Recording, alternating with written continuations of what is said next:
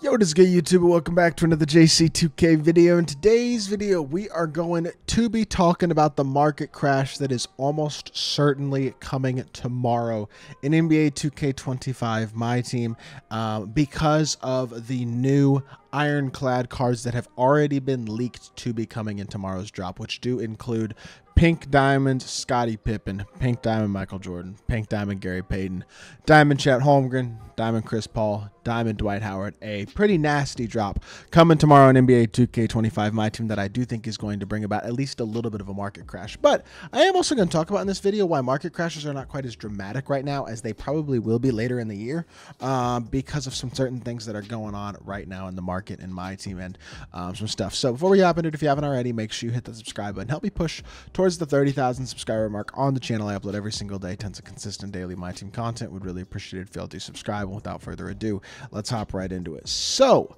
the thing about market crashes right now, yes, I believe there is a market crash coming tomorrow, but I don't know if it's actually worth selling cards because I don't think it's going to be a significant enough market crash for it really to wind up being super worth it. Like, for example, a guy like Ronnie Cycli, this card is going for close to 200 KMT probably. Now, remember, I'm on Xbox as I record this video, and all my market videos are all on Xbox, so keep that in mind. But guys like Grant Hill and Ronnie Cycli are going for probably close to 200 KMT. Derek Coleman's closer to 300 KMT throughout the day and has been. I would assume all of these guys, for example, the Power Surge Diamonds as well, are likely going to drop in price a good bit tomorrow because of all the good cards that are coming. At the same time, the way that the market is in terms of supply and demand pretty much guarantees that top tier cards such as Pink Diamonds, because of how rare they are, as well as because of these lock-ins, are not going to drop much in price. Like Kareem going for this amount right now, around a 564K with 14 minutes left. I mean, this card will still probably go for about 700K, I would guess. But this is actually a pretty low price, I would think, for what Kareem has been. Now, this could easily go for 800 or 900K still. I don't know how much he'll go for in the next 14 minutes. But I do think that the market itself with a lot of these cards is dropping a bit, but not dropping enough to where it's really, really worth selling now because I don't think it's going to drop that much tomorrow. It's not a situation where you can sell a ton of cards and buy them back for significantly cheaper because of how little the supply demand is.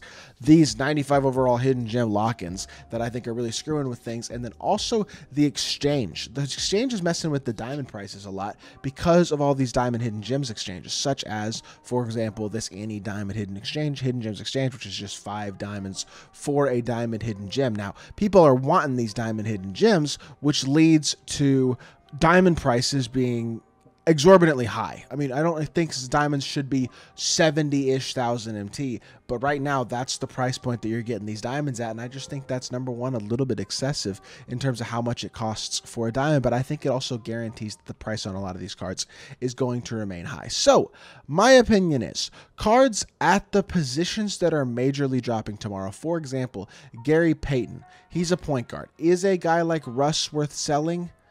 At this price point, I think the answer might be yes. Like, I'm sitting here on my Russ, and as much as I like Russ, I'm strongly considering selling him because of how truly he's, number one, he's an incredible card, but number two, he's so rare, and there is a Gary Payton coming tomorrow that will likely drop the market a bit. This type of MT is pretty crazy. I mean, 528K for Russ is wild.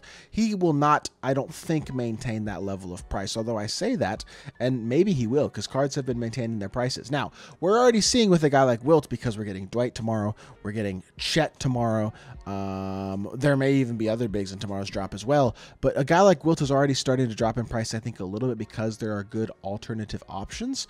I think Russ will likely drop in price as well, so Russ might not be a terrible person to sell if you are potentially targeting another card. Now, if you're like me and you love Russ and you have him in your lineup, maybe you don't want to sell him, but I just think there's a lot of cards that are like on that borderline of, is it actually going to be profitable to sell them, and how much will their prices drop? And I do think there will be a market crash, but I do also think right now it's just kind of hard to predict the market because of the lack of supply. And until pack odds go up, I truly believe, because right now pack odds are really terrible. 1.5% for a diamond and basically non-existent for a pink diamond, and then 2.1 for a diamond and basically non-existent for a pink diamond in these power surge packs. The pack odds are so low that it kind of limits the supply so much, and then for a lot of the diamonds as well, the exchanges, like I said, ruined that as well. It just makes it to where the market is very hard to predict, and it's hard to get the market crash that you would expect. Now, I do expect that people will be likely panic selling cards to a certain extent if the drop winds up being really, really good and really, really deep, and I think it may have already started. So you may want to consider buying some cards when I just sent my Draymond to the auction house. I don't think I actually meant to do that. I meant to find him on the auction house. Whoopsie daisy. I'm not selling my Draymond right now, but I guess he's only going for 100K right now. I do think cards are going to continue to drop in price a little bit. Tomorrow would actually be a good time to buy, I think, for a lot of these cards that are not in tomorrow's drop. For example, if you are looking for a Draymond Green, if you are looking for a Brandon Roy, selling today, or especially if you can see this video early enough to where I think you can get away with it,